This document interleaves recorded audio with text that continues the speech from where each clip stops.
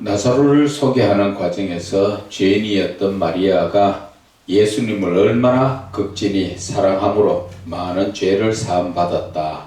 여기에 마리아에 대해서 인용의 말씀을 보면은 누가복음 7장 28절에 나오지요. 예수의 뒤로 그 발곁에 서서 울며 눈물로 그의 발을 적시고, 그리고 뒤에 연결된 부분에는 말이 좀 빠졌지요.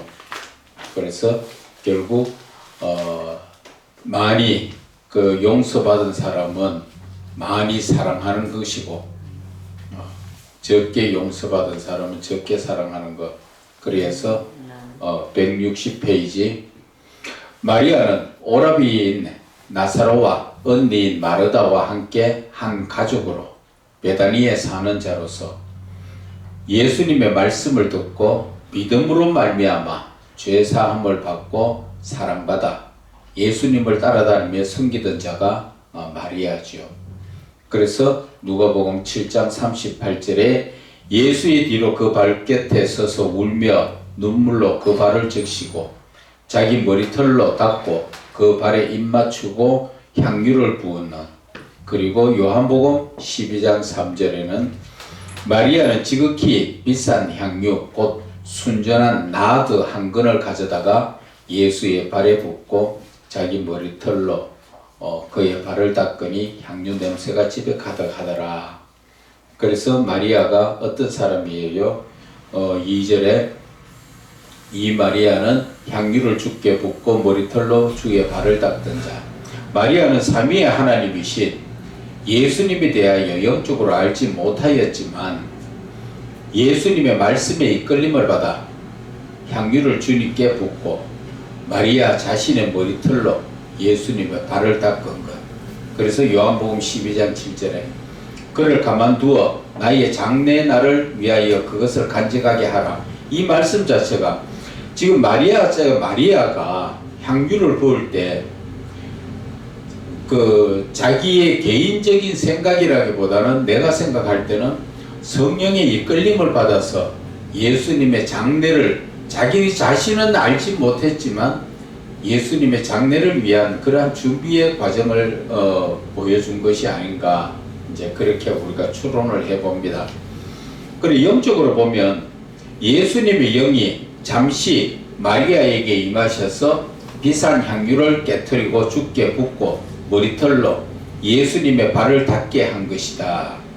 이것이 잠시, 그죠? 하나님의 영이 마리아에게 들어갔을 때. 그래서 율법의 육신적 삶에 습관적으로 젖어 사는 신앙인들은 도저히 영적으로 이해하지 못하고 세상의 재물의 가치로 따지죠. 그것이 가룟 유다가 그 돈이 얼만데. 그러니까 그거하고 비교가 되잖아요. 그렇죠. 이 마리아는 평상시에 예수님을 사랑하는 마음을 그렇죠. 갖고 있었기 때문에 좋은 그 사랑의 마음이 생기고, 가룟 유다는 그래도 그것을 그 비싼 것을 깨트린다는 자체는 하나님의 영이 잠시 역사를 하시지 않았겠느냐, 이제 그렇게 우리가 영적으로 볼 수가 있죠. 가룟 유다는 사탄이 생각. 그리고 하나님의 영이 들어가지 않고 사단의 역사가 일어나는 사람들은 무엇으로 봅니까? 돈으로 보죠. 재물로 보고 돈으로 보잖아요. 그래서 그런 역사가 일어난 것이고, 그래서 11장 2절에 병든 나사로는 그의 오라비더라.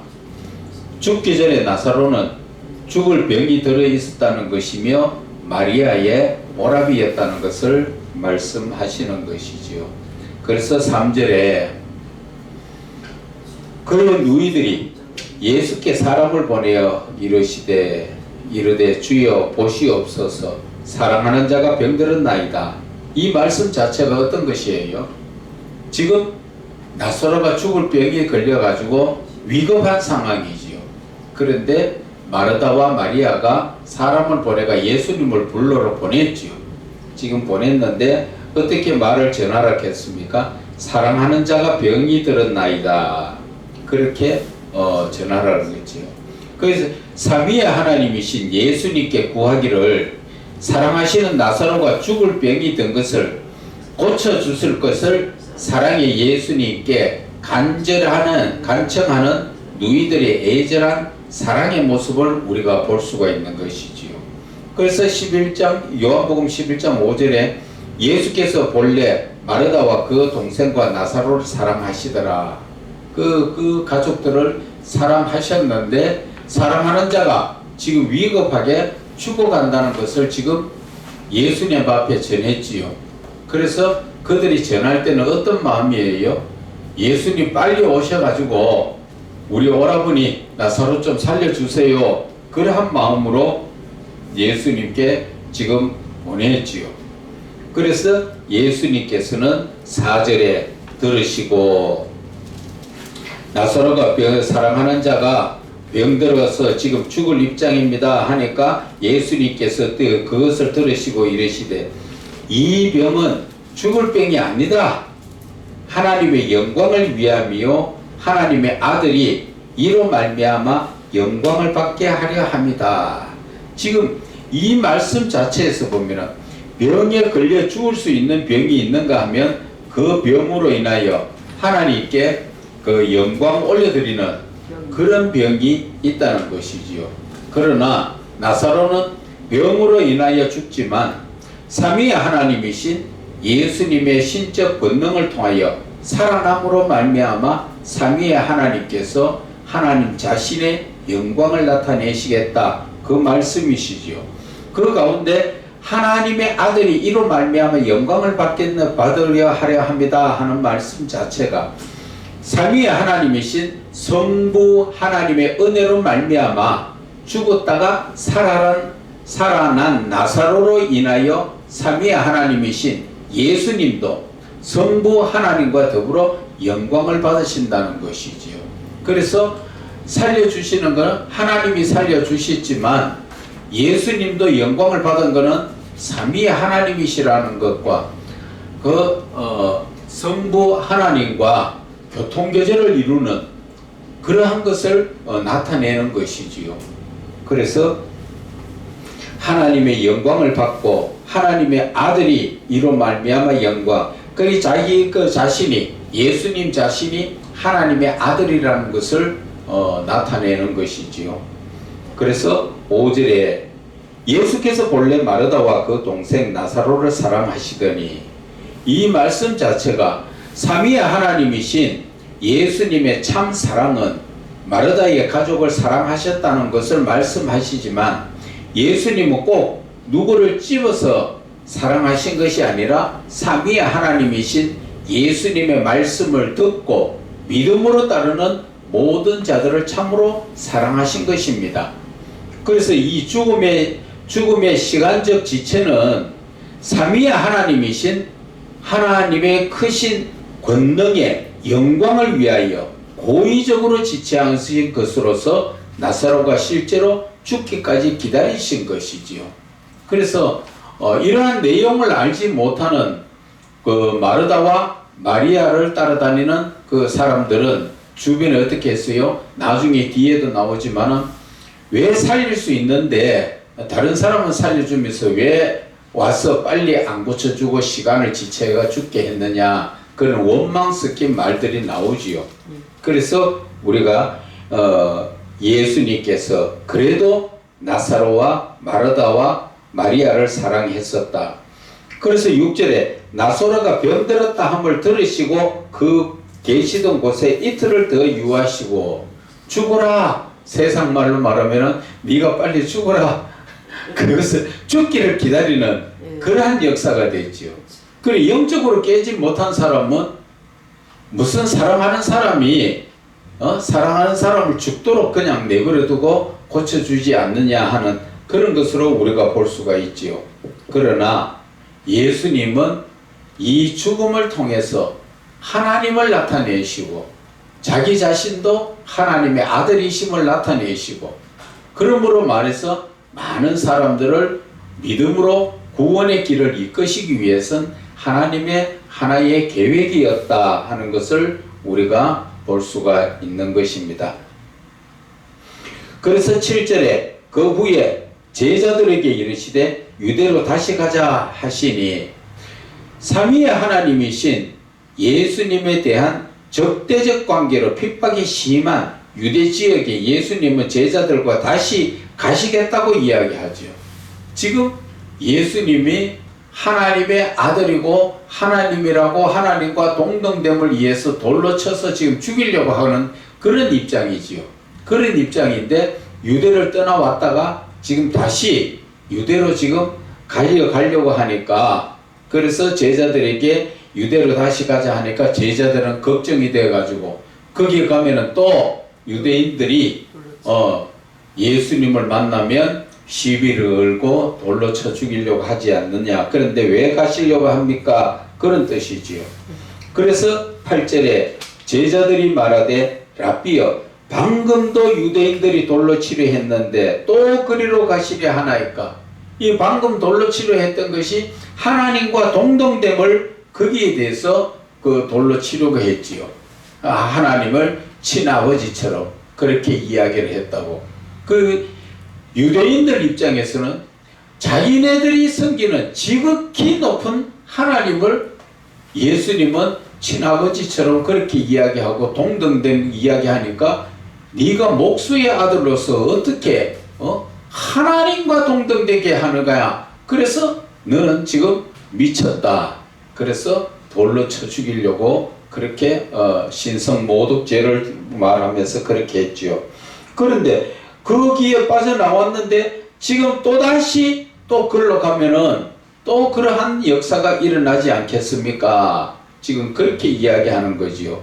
그래서 율법의 육신적 삶의 유대인들이 삼위의 하나님이신 예수님의 영적인 말씀을 이해하지 못하고 율법과 시교로 인해서 받아들이지 못함으로 말미암아 예수님을 돌로 쳐 죽이려고 하는 것을 말하는 것이지요. 그래서 9절에 예수께서 대답하시되 낮이 12시간이 아니냐. 사람이 낮에 다니면 이 세상의 빛을 보므로 실족하지 아니하고. 지금 여기에서 사람이 낮에 다닌다는 의미는 생명의 빛이신 예수님의 말씀을 믿음으로 말미암아서 삶을 살면 어둠의 세력인 죄에 빠지지 않고 거룩해진다는 것을 말씀하시지요. 그래서 낮에 12시간이 아니냐. 사람이 낮에 다니는 것은 거룩한 것을 그 인용해서 말씀하시는 거예요. 거룩하게 살면은 낮에는 어둠의 세력들이, 쉽게 말하면은 예수님이 빛이시니까 예수님이 계시는 동안에는 낮 시간이요 거룩한 그 삶의 공간에 있는 사람들은 괜찮다는 것이지요. 그러나 그것이 밤이 되면은 10절에 밤에 다니면 빛이 그 사람 안에 없는 거로 실족하느니라. 그 예수님이 밤에 밤은 무엇을 이야기합니까? 죄악을 이야기하잖아. 죄악 가운데에 사는 사람은 결국 그 마음속에 예수가 없음으로써 실족한다가 뭐예요? 넘어지고 빠진다.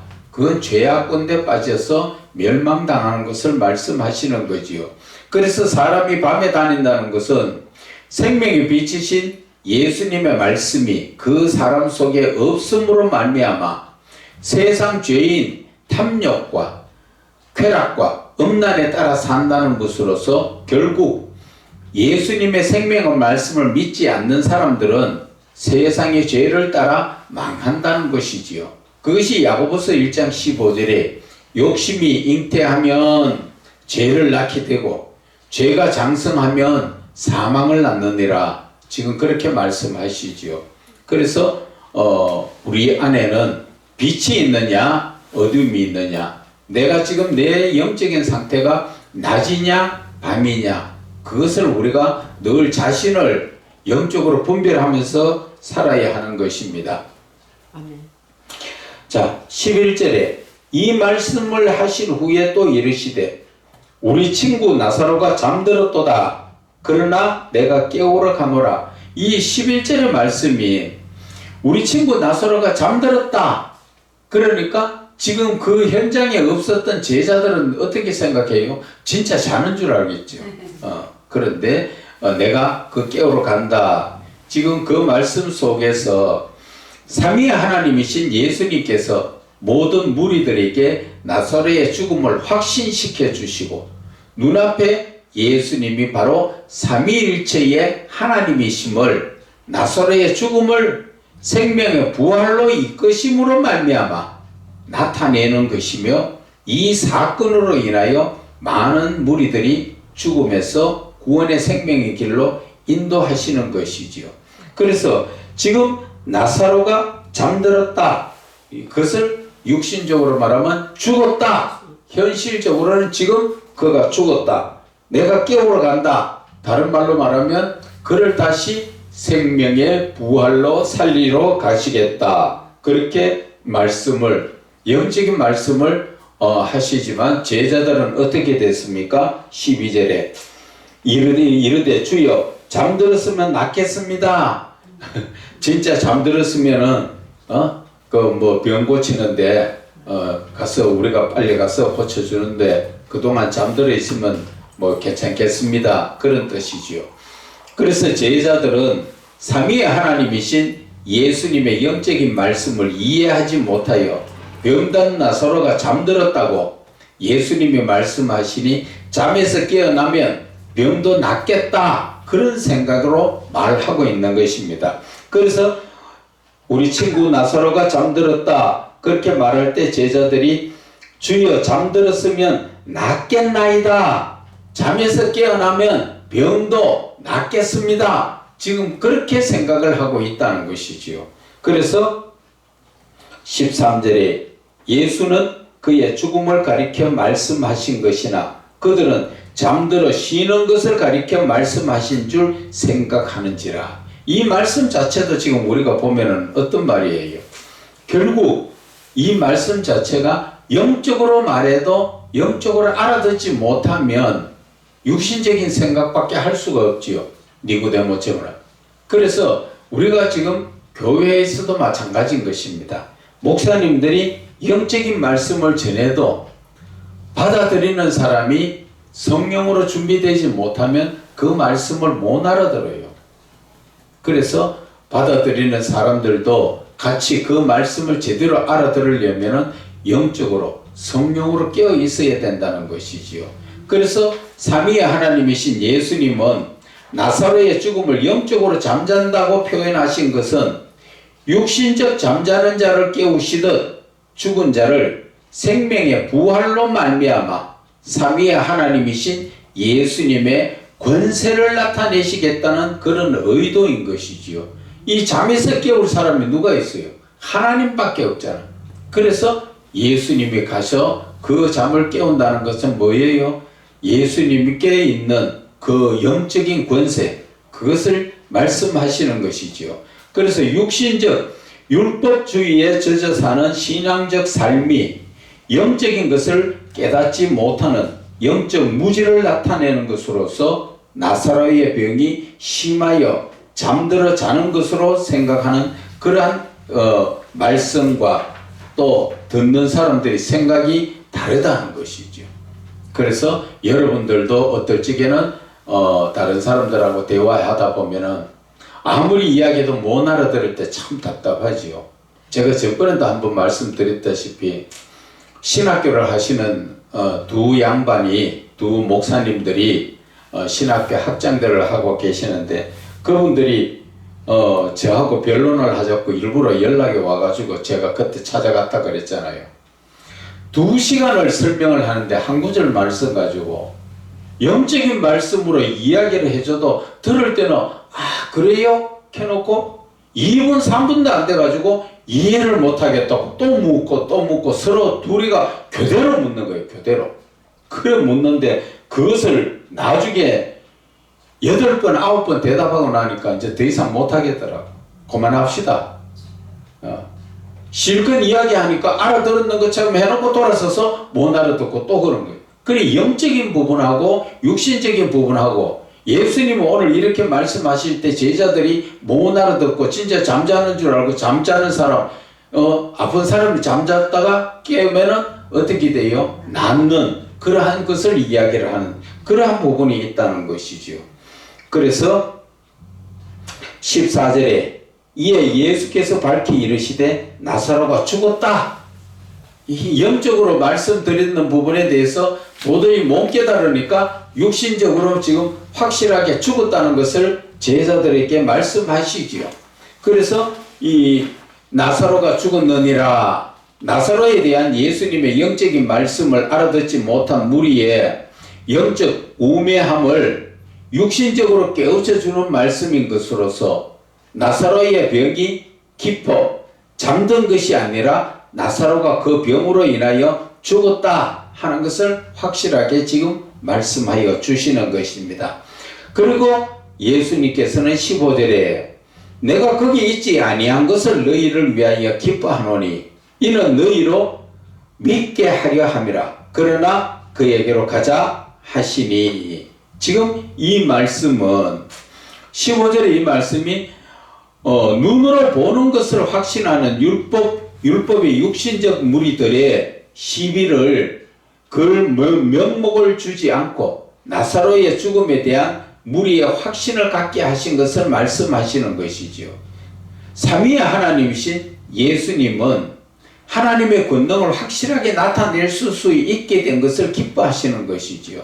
지금 이 말씀은 예수님은 그 자리에 없었는 것을 오히려 너희를 위해서 기뻐한 것은 너희들 눈으로 지금 죽었다는 걸 확신됐으니까 이제 다시 살릴 때 아이고 금방 살리면 뭐라 그래요? 덜 죽었는데 다시 살아났다 할 수 있으니까 사흘이 지나서 나흘이 되니까 완전히 죽었는 것을 확신했을 때 그때 가서 살리시려고, 그래서 내가 거기에 있지 아니하는 것을 너희를 위해서 기뻐한다. 만약에 거기에 내가 그 먼저 가가 있었다든지 하면은 뭐 세상 말로 말하면은 짜고 치는 고수도 죽었는 것처럼 해가지고 해놓고도 할 수도 있지 않느냐. 그러나 내가 그 자리에 없었지 않느냐. 그리고 죽은 지가 며칠이나 돼요? 나흘이나 됐잖아. 그러니까 사람이 죽은 지 나흘 되면은 이미 부패하기가 시작하지요. 몸에서 썩고 냄새나고 물이 나고 막 그렇지요.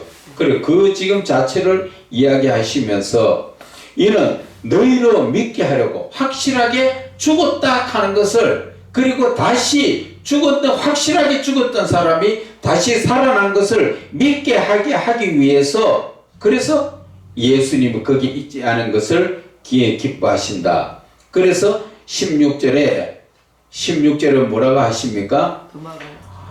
디도모라 하는 도마가 다른 제자들과 말하되 우리도 주와 함께 죽으러 가자. 지금 이 말 자체는 도마가 지금 영적인 말을 지금 못 알아듣고 있지요. 그래서 아직 성령을 받지 못한 제자들이 예수님의 말씀에 대한 의도를 알지 못하고 영적으로 깨닫지 못함으로 말미암아 예수님에 대한 적대적 위협 속에 있는 유대 지역을 다시 간다는 것은 죽음을 각오한다는 것으로서 예수님의 제자인 도마는 어린아이와 같은 좌충우돌 모습을 보인 거죠. 여기도 박히고 저기도 박히고 생각도 없이 그냥 막 껍벅대고 가는 그런 것을 말하는 거지요. 그리 지금 이 성령을 받지 못하면 우리의 지금 마찬가지입니다. 저도 지금 그런 것을 많이 느낍니다. 우리 교단 내에서도 그렇고 다른 분들도 그렇지만 대화를 해보면 대화가 안 됩니다. 영적인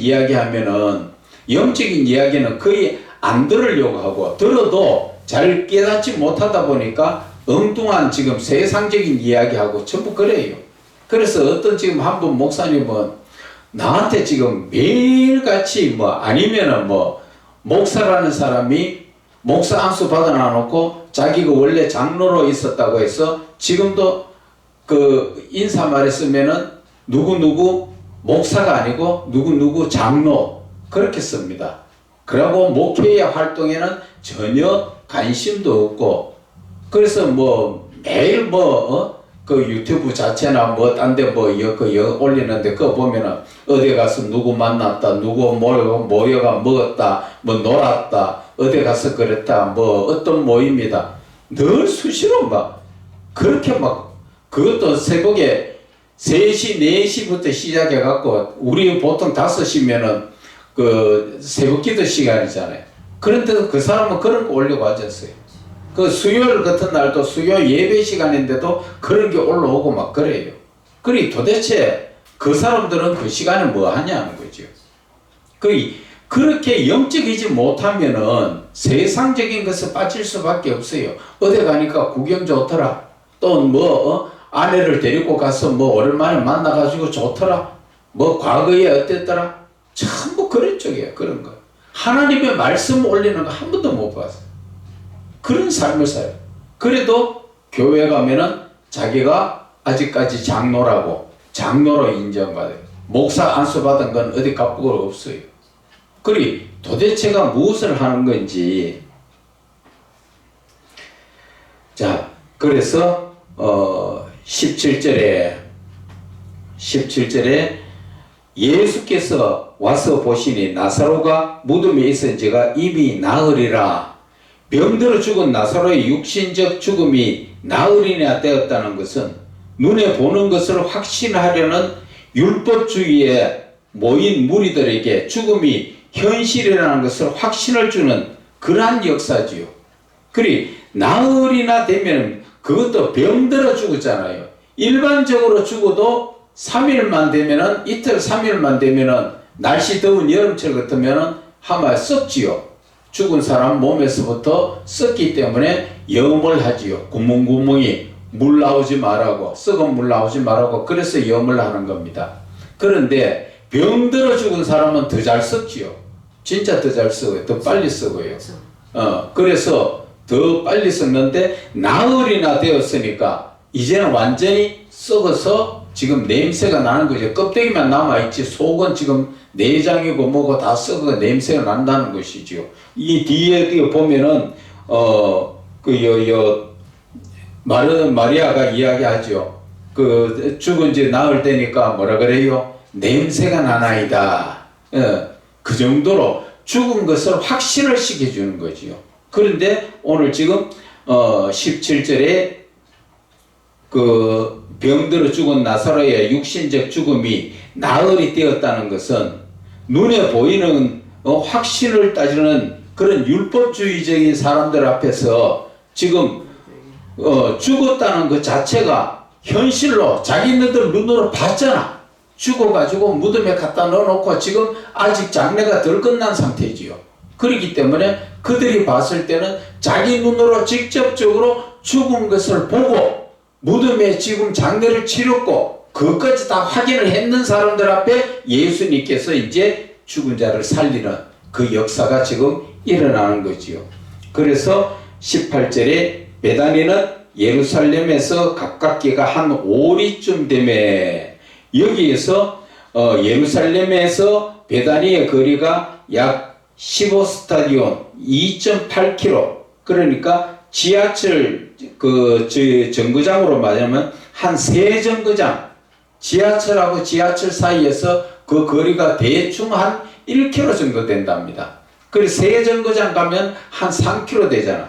지금 3km 되는 거리니까 여기에서 말하면은 방학역에서 말하면은 도봉역 그리고 도봉산역 그 다음에 또 무슨 역이에요?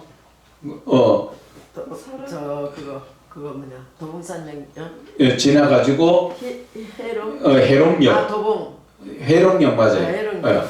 그 거리까지 여기서 걸으면 그래도 조금 걷는 거리지요. 그 정도의 거리로 지금 이 거리가 있다는 것이지요. 그래서 베다니하고 예루살렘의 거리가 그 정도 된다.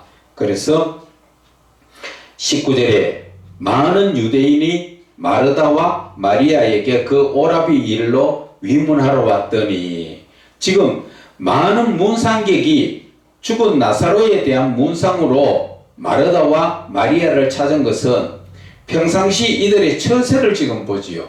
원래 사람이 죽고 뒤에 문상이 많은 것은 살아있는 사람이 지금 어떻게 처신하고 있는가. 처신을 잘하면 손님이 많지요. 그런데 처신이 나쁘면 손님도 적지요. 그런 것을 보는데 지금 마르다와 마리아의 지금 장례에 참여한 사람들을 보면은 많은 문상객들이 왔지요. 지금 여기에서 보면은 그 19절에 많은 유대인이 마르다와 마리아에게 그 오라비 일로 위문하러 왔더라. 그래서 많은 문상객들이 찾아와서 마르다와 마리아를 찾은 것은 평상시 이들의 마르다와 마리아가 처세를 좀 잘했더라. 쉽게 말하면 남과의 교제관계가 잘 있었고 많이 도와주고 뭐 그렇게 했겠죠.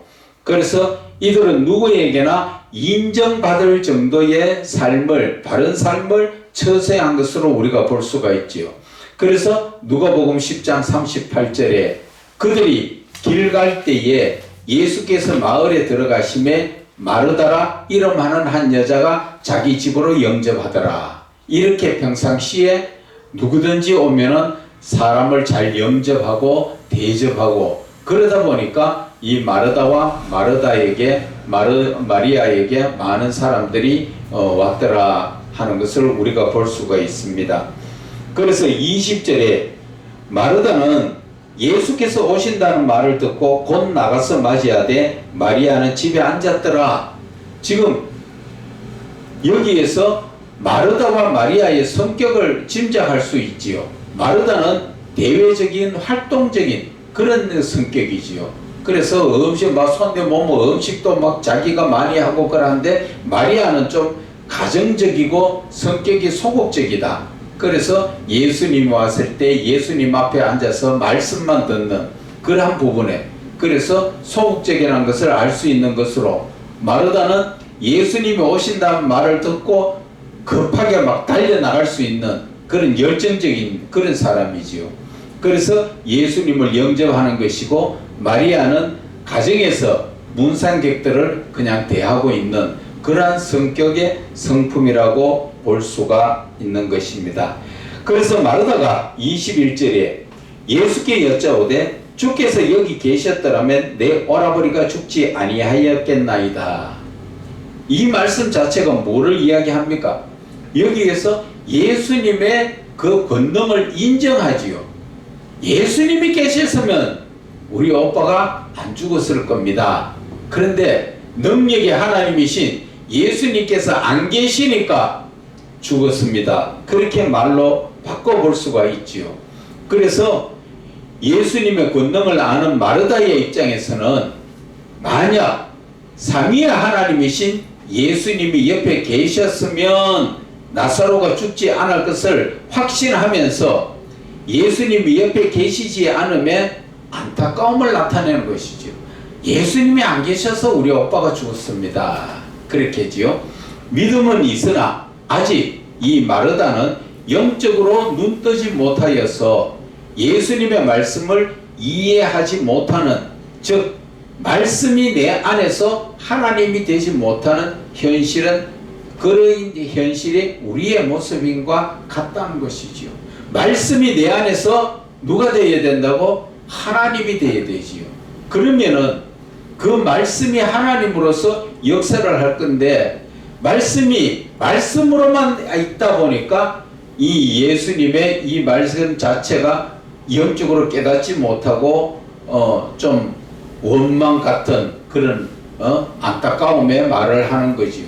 그래서 꼭 눈에 보이는 예수님이 계셔서 무슨 일을 하셨어야만 믿음이 서는 것인데 현실의 예수님은 육신적으로 보이지 않지만 영적으로는 항상 우리와 함께 하시는 것을 우리는 믿어야 되는 것입니다. 그런데 이 마리아의 믿음은, 마르다의 믿음은 어때요?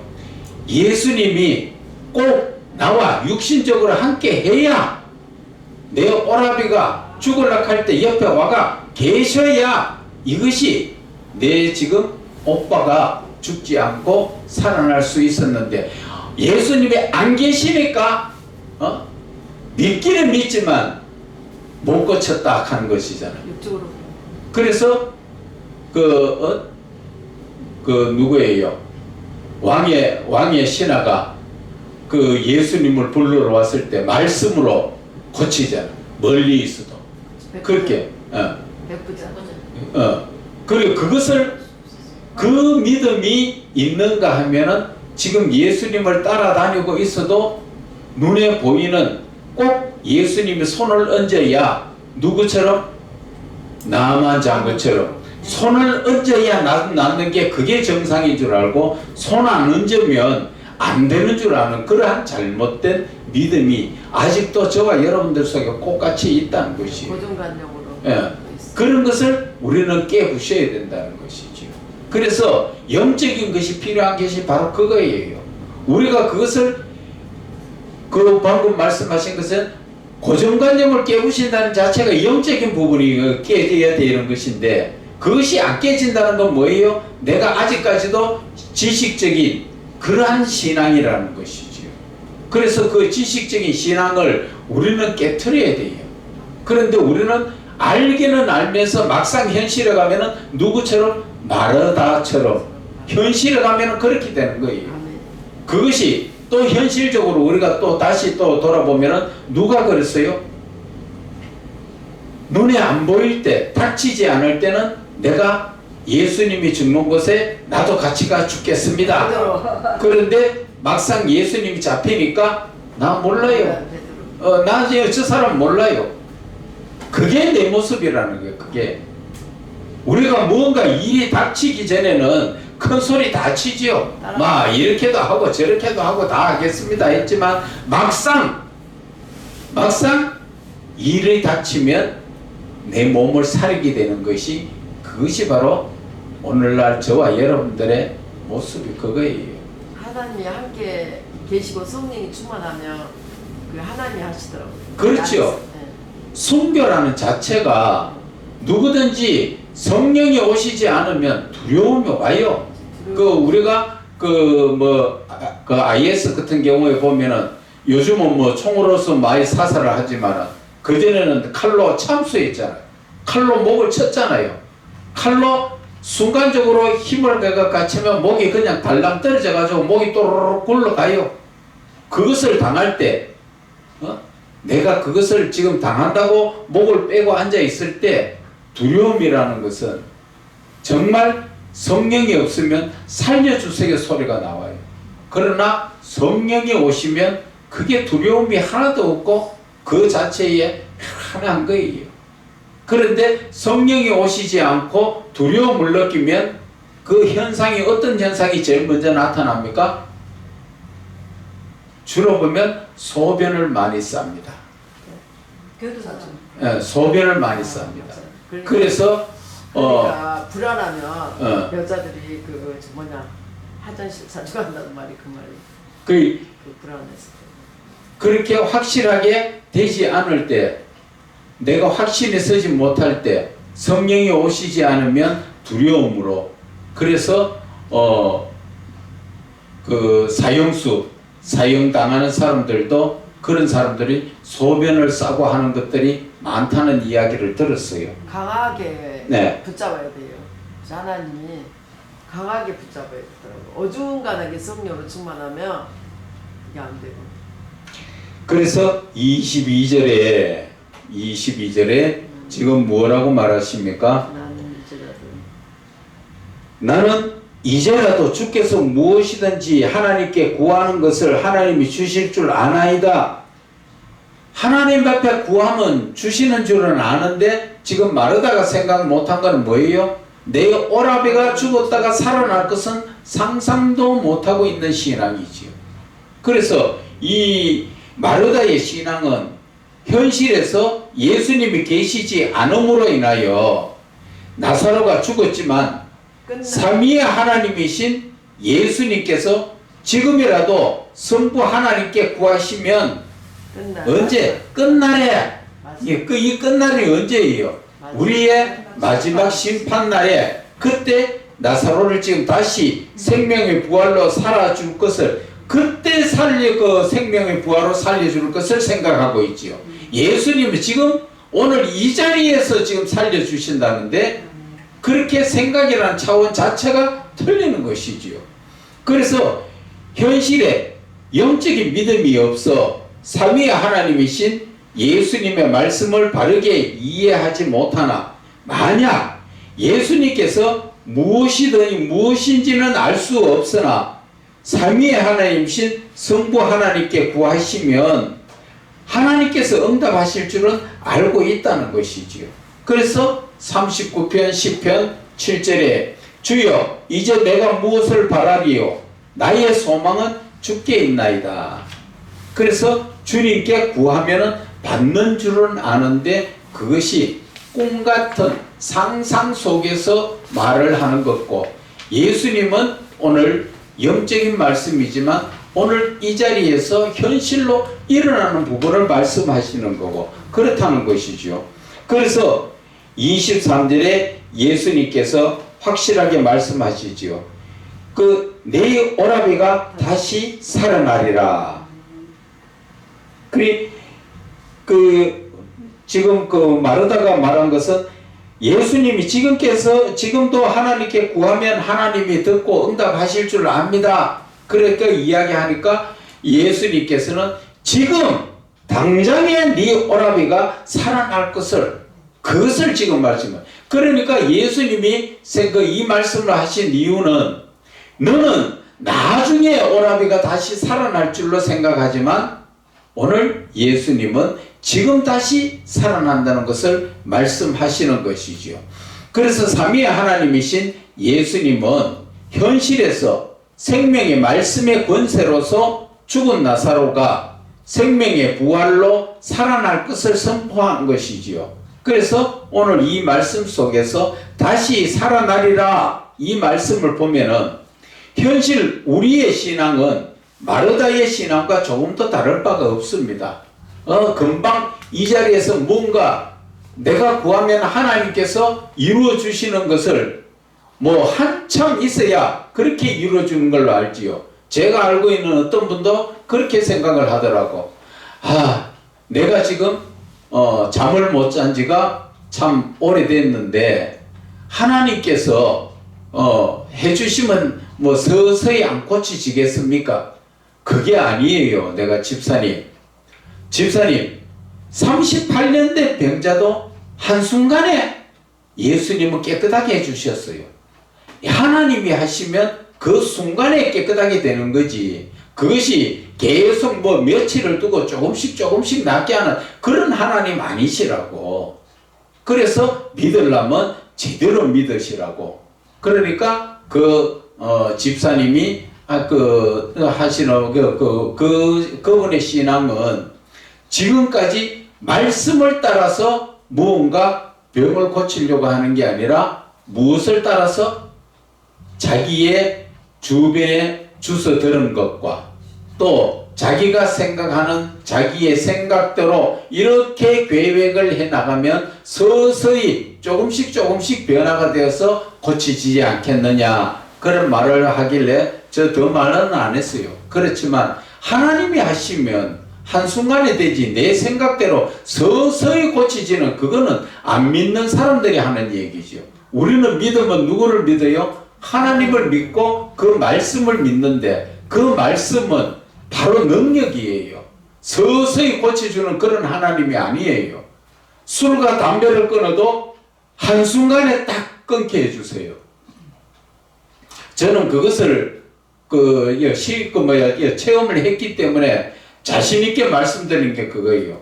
저도 과거에 하나님을 믿기 전에는 사업을 하느라고 술도 많이 먹고 담배도 많이 피우고 그랬습니다. 술은 누가 따라올 수 없을 정도로 많이 먹고 하루도 빠진 날이 없이 그렇게 먹고 술이 또래이가 돼가지고 살듯이 그렇게 살았던데, 하나님을 믿고 하나님 이제 영접하고 하나님을 믿고 쭉 사는 가중에서 하나님이 한순간에 술, 담배를 끊게 해주시는데 인격적인 하나님, 강제로 너 끊어! 그게 아니고 하나님께서 내가 스스로 끊을 수 있도록, 이게 처음에는 몰랐지요.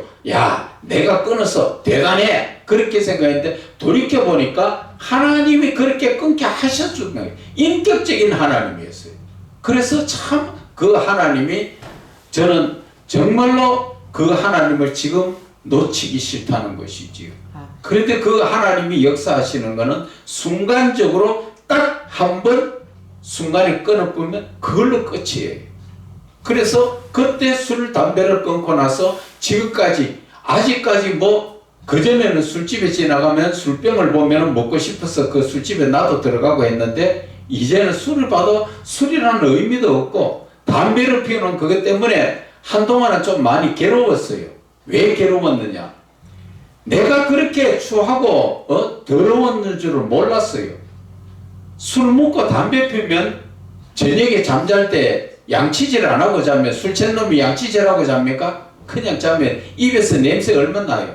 술꾸룩내하고 담배 니코틴 냄새하고 그 옆에 있는 사람이 그게 살겠어요. 그게 그 짓을 내가 했더라고. 왜 그것을 넣겠느냐? 술 담배를 안 하니까 술 냄새 담배 냄새가 그렇게 싫더라고. 그런데 그보다 더 독한 짓을 내가 옆에서 몇십 년을 했으니까 죽일 놈은 내가 죽일 놈이지요.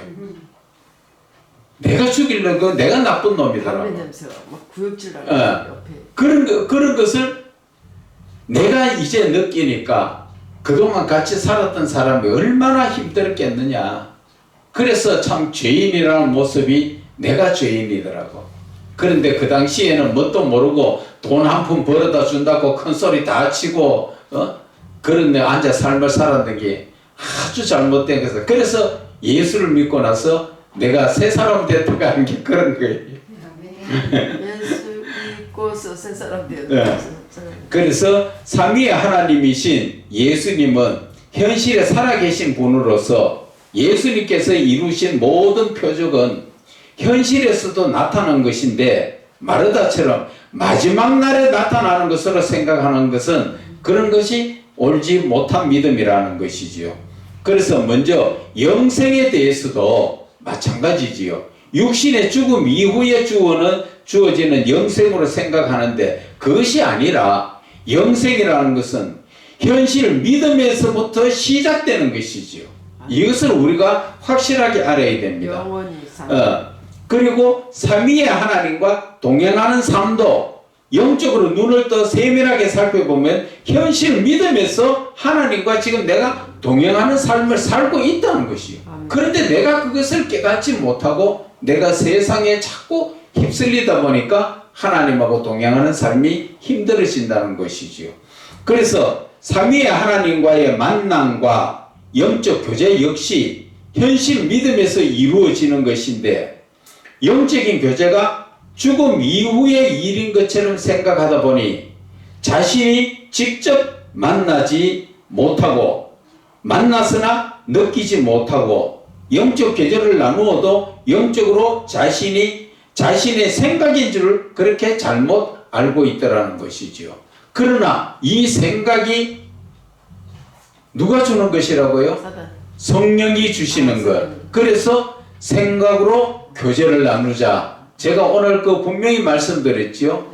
하나님이 주시는 그 생각이 바로 성령님이시고 그래서 성령과 교제를 나눈 것. 생각으로 교제를 이미 하나님은 나와 교제를 나누고 계시는 것이고 나도 생각으로 하나님과 교제를 나누고 있는데 내가 지금까지 그것을 영적으로 예민하지 못하다 보니까 깨우치지 못하고 있었다는 것이지요.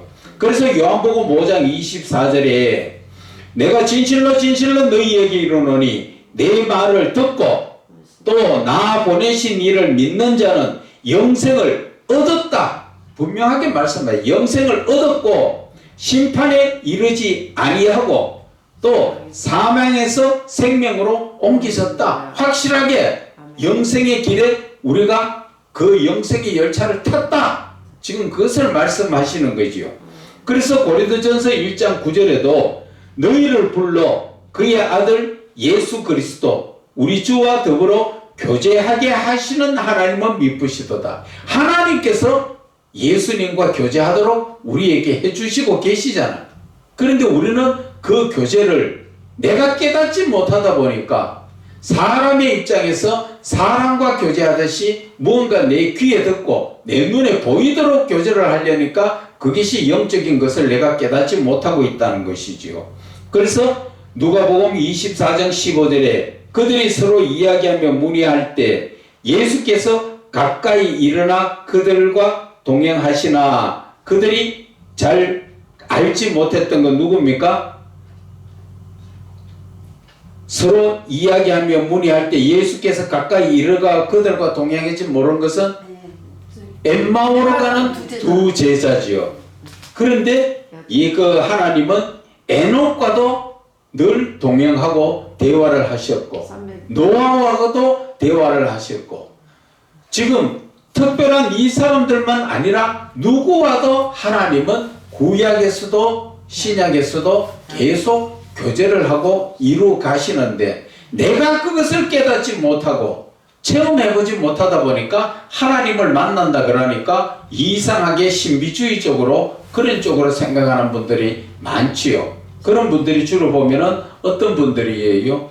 지식적인 분들이죠. 성경은 많이 아나 영적인 부분을 체험하지 못한 분들이 그런 생각들을 많이 합니다. 자, 24절에 마르다가 이르되 마지막 날 부활 때에는 다시 살아날 줄 내가 아나이다. 이 마르다의 신앙이 지금 여기서 나왔지요. 예수님께서 지금 네 오라비가 다시 살아나리라 23절에 말씀하셨는데도 마르다는 마지막 날 심판 때에 오빠가 다시 살아날 줄 그렇게 알고 있지요. 그 신앙 차이가 이해 부분이 이렇게 크다는 거예요. 이 지금 마르다는 누구를 따라다녔어요? 예수님을 따라다녔잖아. 그런데도 성령이 오시지 않으니까 이 생각 자체는 지식적이지요. 그러다 보니까 예수님은 오늘 살아난다고 말씀을 주셨지만 이 마르다는 마지막 날 심판 때 우리 오빠가 다시 부활될 줄 믿습니다. 지금 그렇게 말하는 것이죠. 삼위의 하나님이신 예수님을 가까이에서 섬기며 믿음에 관한 것을 배우고 살았지만 육신적 죽음에서 생명의 부활을 현실로 받아들이지 못하고 미래의 소망으로 받아들이는 것은 아직 삼위의 하나님이신 성령이 계시지 않기 때문에 그렇다. 그것을 우리가 깨달아야 됩니다. 그럴 때 예수님께서는 25절에 뭐라고 말씀하십니까? 나는 부활이요 생명이니 나를 믿는 자는 죽어도 살겠고. 지금 이 말씀은 예수님 자신이 생명을 주시는 부활의 권세를 지니신 삼위의 하나님이시라는 것이며 하나님 본인이 지금 예수님 자신이 하나님이신 것을 지금 드러내시는 것이지요. 그래서 비록 육신은 죽음을 당해도 생명의 부활로 다시 살리시겠다는 것입니다. 어떻게 해야? 이 말씀을 믿는 자에게 영생하기 때문에. 그렇죠. 그래서 나는 부활이요 생명이니 나를 믿는 자는 죽어도 살겠다. 그래서 26절에 무릇 살아서 나를 믿는 자는 영원히 죽지 아니하리니 이것을 네가 믿느냐. 여기에서 무릇 살아서 나를 믿는 자는 어떤 말씀이에요? 영원히 죽지 않는다는 것은 영생을 얻은 것을 말씀하시는 거지요. 그래서 영생을 얻은 자, 이 자는 이것을 네가 믿느냐. 지금 그렇게 말씀을 하시는 것입니다. 그래서 삼위의 하나님이신 예수님의 모든 생명의 말씀을 믿는 자에게는 육신의 죽음을 말씀하는 것이 아니라 영적인 말씀인 것으로서 현실 믿음으로 영이 살아있는 자는 그 영이 죽지 않고 영원히 사는 영생을 믿느냐는 그 말씀이라는 것을 깨달아야 되지요. 이것을 영적으로 못 깨달으면 예수 믿으면 완전히 안 죽는다. 그렇게 또 생각을 하지요. 그것을 저는 잘 젊어서 그게 헷갈렸었어요. 근데 이게 너무 중요하더라고요. 네. 그래서 27절에 이르되 주여 그러하외이다. 주는 그리스도시요 세상에 오시는 하나님의 아들이신 줄 내가 믿나이다. 믿음은 있죠. 마르다의 신앙 고백이 베드로와 같은 신앙 고백이지만 막상 위급한 현실에서는 부인하는 신앙으로서 그것이 누구예요? 베드로의 신앙이 부인하는 신앙이었죠. 결국 삼위의 하나님이신 성령님이 계시지 않아 현실에서는 확신 없는 먼 미래에 이루어질 그런 신앙을 가지고 있다는 것이지요. 그래서 우리가 이 말씀 속에서 느껴지는 것도 중요한 것이 뭐예요? 삼위의 하나님이신 성령님이 계시지 않으면 하나님의 말씀을, 예수님의 말씀을 전혀 이해하지 못한다는 겁니다. 영이 죽어 있다는 거지. 그렇죠.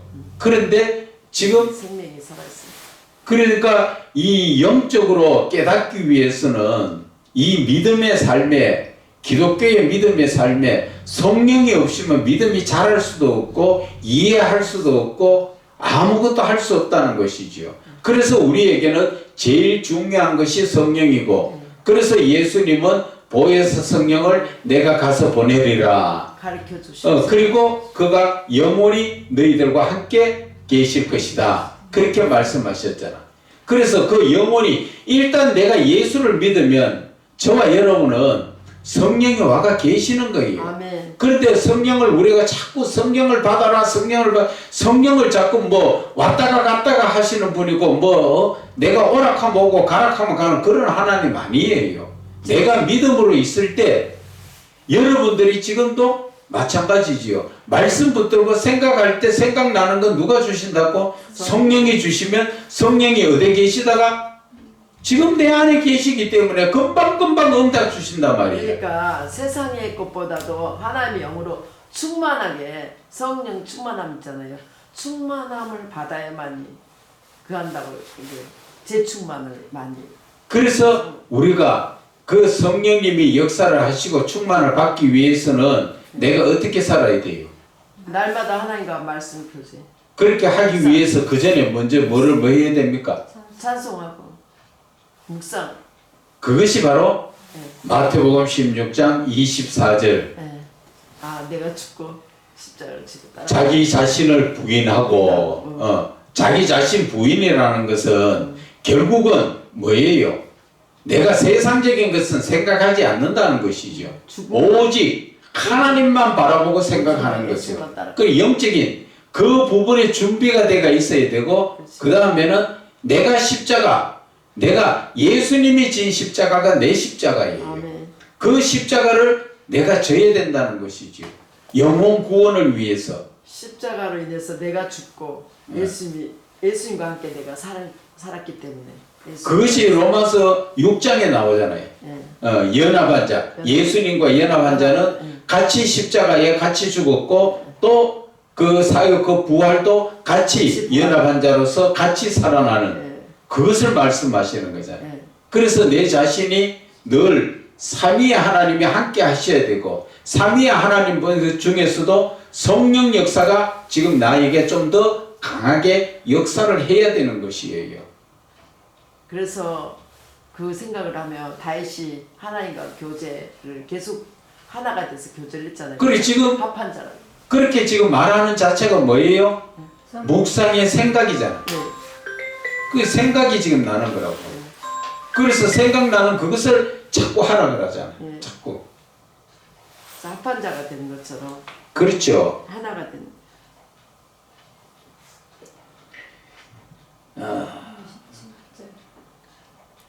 지금 몇 절이지요? 27절. 그래서 하나님이 아들이신 줄 내가 믿나이다. 이 말을 하고 돌아가서 가만히 그 자매 마리아를 불러 말하되 선생님이 오셔서 너를 부르신다. 지금 마르다에게 마리아를 불러와라. 그렇게 이야기하니까 마르다가 지금 가서 마리아에게 선생님이 지금 너를 부르신다. 지금 삼위 하나님이신 예수님은 조문객들과의 논쟁을 떠나서 조용한 대화를 위해서 지금 마리아를 부르는 그러한 모습이지요. 그래서 29절에 마리아가 이 말을 듣고 급히 일어나 예수께 나아가며, 지금 구원의 주 예수님을 간절히 기다리던 믿음에 나사로의 죽음으로 슬픔 가운데 잠긴 마리아는 삼위 하나님이신 예수님의 부르심에 즉각 반응하여서 쫓아나가지요. 이게 그 마리아의 입장에서는 예수님이 오셔서 오빠를 살려주기를 그렇게 기다렸는데, 며칠을 기다렸는데 결국 오시지 않아서 오빠가 죽으니까 마음에 슬프지요. 그런데 이제 늦게라도 또 예수님 오셔서 부르짖는다 하니까 지금 그 즉각적으로 쫓아나갑니다.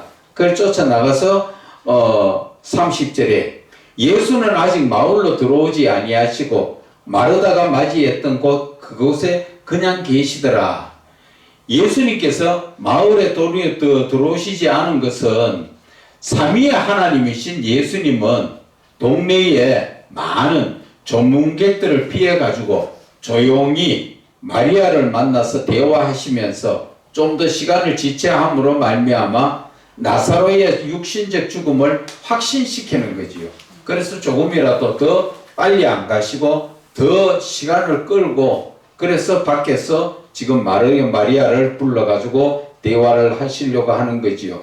그래서 31절에 마리아와 함께 집에 있어 위로하던 유대인들은 그가 급히 일어나 나가는 것을 보고 고가로 무덤에 가는 줄로 생각하고 따라가더라. 마리아가 지금 예수님 부른다 소리에 쫓아가니까 같이 있던 전문객들은 지금 어떻게 생각합니까? 그가 오빠가 이제 죽은 것에 이제 곡하러 가려고 무덤에 곡하러 가려고 가는 줄 알고 따라가서 이 사람들은 왜 따라갑니까? 그도 가면 그 당시 그 나라의 그 문화는 어때요? 죽은 사람과 같이 곡을 같이 하죠. 그 한국에도 과거에는 그랬잖아요. 아이고. 장례만 장례 당한 사람만 그 아이고 했는 게 아니라 나는 간다 그 소리 아니라. 근데 그걸 모르고 아이고 그랬대. 아이고가 영어로 말하면 나는 간다지. 그래서 아이고를 이제 그렇게도 표현했는데 이제 애통하다 그 말에 그 뜻에 이제 아이고에 고가는 소리지요. 그 영어로 했는 소리가 아니고 그거는. 그러니까 그 사람이 저 혼자 해석하기를 그 사람 죽었잖아요. 나는 간다. 그래서 아이고. 그래서 이 지금 그 마리아가 쫓아가니까 이 사람들도 같이 울어주려고, 같이 고개 주려고, 같이 슬퍼해 주려고 그래서 쫓아가는 거지요. 그래서 습관이 돼가지고 사람들이 뭐 조금만 가면 아이고 그러대요. 그래서 32절에 마리아가 예수 계신 곳에 가서 배웠고 그 발 앞에 엎드려 이르되 주께서 여기 계셨더라면 내 오라버니가 죽지 아니하였겠나이다. 그렇게 지금 말하고 있지요. 그 말씀 뜻은 뭐 어떤 얘기예요? 예수님 앞에 좀 어떻게 보면 좀 안타까운 마음도 있지만 원망스러운 마음도 같이 있지요. 영적으로 깨닫지 못하고 마리아하고는 처음에는 같은 말을 했어요. 그러니까 육신적인 말을 하지. 예. 그래서 예수님을 수정들던 마리아 역시 삼위의 하나님이신 성령님이 없음으로 말미암아 예수님에 대하여 영적으로 깨닫지 못하고 육신적 눈에 보이는 죽음만을 안타까워하는 그런 믿음이다. 그래서 우리가 아무리 예수님하고 같이 거기에서 동고동락하면서 배우고 했더라도 성령이 없으면 그것은 온전한 믿음에 설 수가 없다는 거지요. 그 베드로도 마찬가지잖아요. 그러다가 예수님이 떠나가시고 성령을 받고 나서는 그때부터는 죽음을 두려워하지 않고 사도행전에 나가서 복음을 전하잖아요. 세례 요한. 예수님 누구시니? 그래서 33절에 예수께서 그가 우는 것과 또 함께 온 유대인들이 우는 것을 보시고 심령이 비통히 여기시고 불쌍히 여기사. 지금 33절의 말씀이 어떤 말씀이에요? 예수께서 그가 우는 것, 지금 마리아가 예수님 앞에 와가지고 울고 그 우는 것을 보시고 심령이 비통히 여기는데 유대인들도 같이 울지요. 그가 우는 것과 또 함께 온 유대인들이 이들이 우는 것은 나사로가 죽은 것에 대해서 안타까워서 우는 것이지만 원망하는 마음. 그러한 마음도 있지요. 그래서 삼위 하나님이신 예수님께서 비통히 여기심은 눈에 보이지 않는 영적인 것에 대하여 입술로는 믿는 것 같으나 사실은 눈에 보이는 현실을 믿는 것에 대한 믿음 없음을 예수님은 불쌍히 여기고 계시는 것이다. 그래서 눈에 보이는 것만 믿는 그러한 삶이라는 것이죠. 그래서 또한 삼위 하나님이신 예수님께서 고의적으로 시간을 지체하시면서까지 나타내실 표적에 대한 영적 권능에 대하여 그들은 생각도 하지 못하고 육신적으로 감당하는 죽음에 대한 그 죽음의 현실, 그 슬픔과 원망에 쌓인 무리들과 예수님 자신도 미리 알리지 못한 예수님의 심정도 안타깝다는 거죠. 예수님도 미리 야 오빠가 죽어도 며칠 있는데 살려줄게 그렇게 알리지 않으셨다는 것이지요. 그랬던 그것이 예수님도 좀 안타깝지요. 그 사랑하는 자들이 슬퍼하는 모습을 볼 때 좀 미리 이렇게 이야기해 줘가지고 안 슬프게 해줄 수도 있는데 그죠? 이야기 못한 그런 슬픔도 있고 또 마리아와 함께 왔는 사람들은 와서 살려줄 수 있었는데도 안 살려주시니까 거기에서 원망하는 그러한 슬픔도 있다는 것이지요.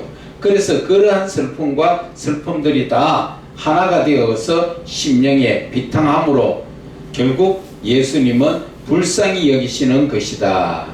그래서 34절에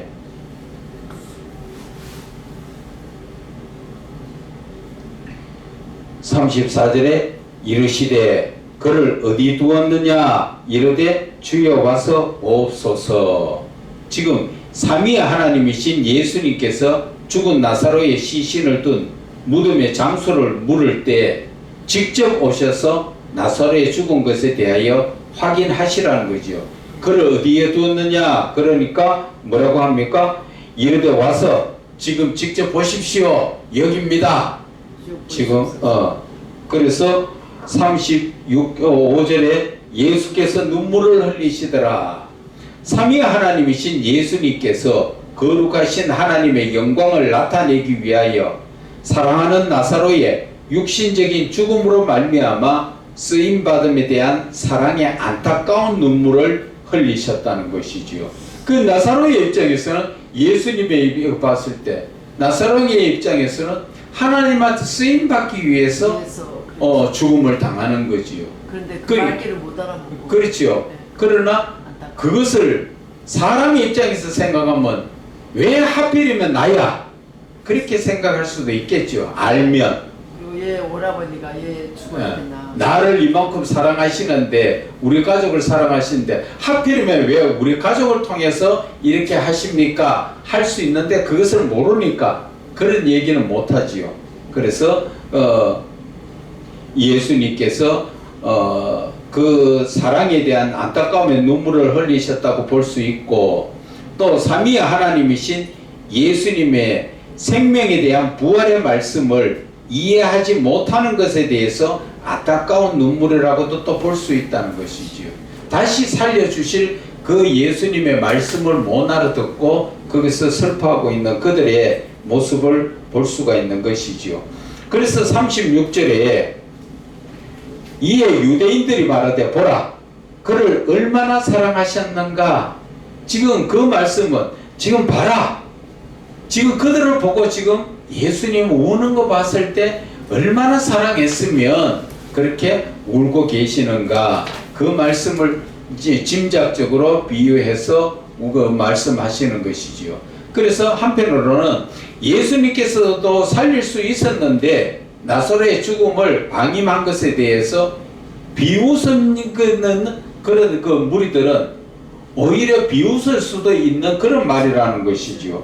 유대인들이 말하되 얼마나 사랑했는가 봐라. 그래 사랑했으면 진짜 와가 좀 고쳐가 살려주지. 그런 말일 수도 있다는 것이지요. 그래서 그들 중에서 뭐라 그럽니까? 그 좀 비방적인 말로 하는 것이 37절에 그중 어떤 이는 말하되 맹인의 눈을 뜨게 한 이 사람이 그 사람은 죽지 않게 할 수 없었더냐? 네 능력이 있잖아. 그런데 어떻게 맹인의 눈도 뜨게 했으면서 왜 죽어간다고 연락했는데 빨리 와서 안 살려줬느냐? 살릴 수 있는 능력을 가지고 있는 건 안다. 그런 뜻이지요. 그래서 유대인들이 삼위의 하나님이신 예수님의 많은 표적을 보면서 그 권능을 인정하면서도 왜 사랑하는 나사로는 살려주지 않고 죽도록 그냥 내버려 두는가? 거기에 대해서 비난하는 그러한 말이라고 볼 수가 있다는 것이지요. 그래서 예수님께서 38절에 이에 예수께서 다시 속으로 비통히 여기시며 무덤에 가시니 무덤이 구리라 돌로 막혔거늘. 지금 예수님께서도 그 마음이 편치 못하시지요. 그래서 삼위의 하나님이시요 능력의 하나님이신 예수님께서 사랑하는 나사로를 살릴 수 있었지만 죽겨 내버려 둔 것에 대한 비방과 원망에 대한 것과 생명의 부활을 이해하지 못하고 믿지 못하는 믿음에 대한 비통함이라고 할 수 있다는 것이지요. 그래서 오늘은 여기까지만 하고 또 그 다음부터의 설명이 같이 연결되어 있기 때문에 시간이 어중간해서 오늘 여기까지 자릅니다.